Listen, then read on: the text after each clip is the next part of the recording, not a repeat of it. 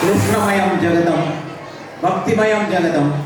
We had a good visualization of Lord Krishna's birth from the world of this entertainment. Now I would like to invite our beloved Jay sir to share the occasion and few words. Jay sir. Respected Principal Reverend Father Rosen, Vice Principal Sister Tinsy, Sister Tinsy, all the members of the staff and dear children. Today we are celebrating two festivals. 15 August, our 79th Independence Day, and Janmashtami, the birth of Lord Krishna. In independence, today we are celebrating 79th independence.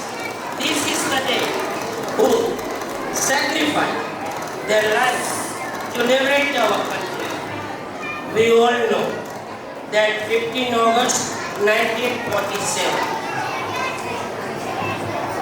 our country became independent from British rule. આઝાદીની આ લડતમાં ઘણા બધા ક્રાંતિકારીઓ પોતાના જીવનનું બલિદાન આપ્યું હતું. આજે આપણે એ બધાને શ્રદ્ધાંજલિ અર્પણ કરીએ છીએ. આજે આપણા બધાની ફરજ છે આપણે દેશભક્તિ અને રાષ્ટ્ર પ્રત્યે આપણી ભાવના જગાડીએ, તેમજ તેનું પાલન સારી રીતના કરી શકીએ. સંસ્કૃતિ અને મૂલ્યોનું જે દેશ પ્રત્યે આપણે બલિદાન આપવાનું છે, એમાં આપણું બલિદાનની સાથે યોગ્ય ક્ષેત્રમાં વિકાસ થાય એ ખૂબ જ જરૂરી છે. In Janmashtami, today we celebrate the Janmashtami, the birth of Lord Krishna, the eighth avatar of Lord Vishnu, જેમણે દુષ્ટતાનો નાશ કરવા અને ધર્મની સ્થાપના કરવા માટે પૃથ્વી ઉપર અવતાર લીધો. તેમનું જીવન પ્રેમ, કરુણા, ન્યાય અને સાહસના ગુણોથી ભરેલું હતું.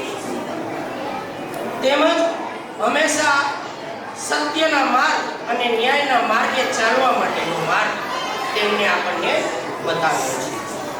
આપણને ભગવદ્ ગીતા દ્વારા કર્મનું જ્ઞાન આપેલું છે.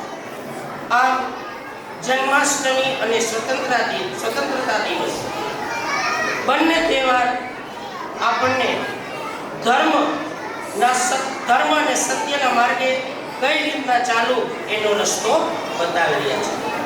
ભગવાન શ્રી કૃષ્ણએ ધર્મનું રક્ષણ કરવા અને અન્યાયનો અંત લાવવા માટે જન્મ લીધો.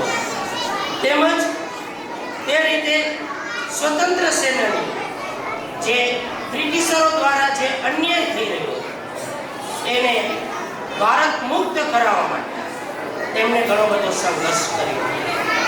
આમ આપણે તેમના માર્ગ ઉપર ચાલીને દેશની સંસ્કૃતિ, વારસો અને આદર્શોનું પાલન કરીએ. જય હિન્દ, જય Bharat. I heard girls from primary Dayar Pisa who proposed vote of thanks.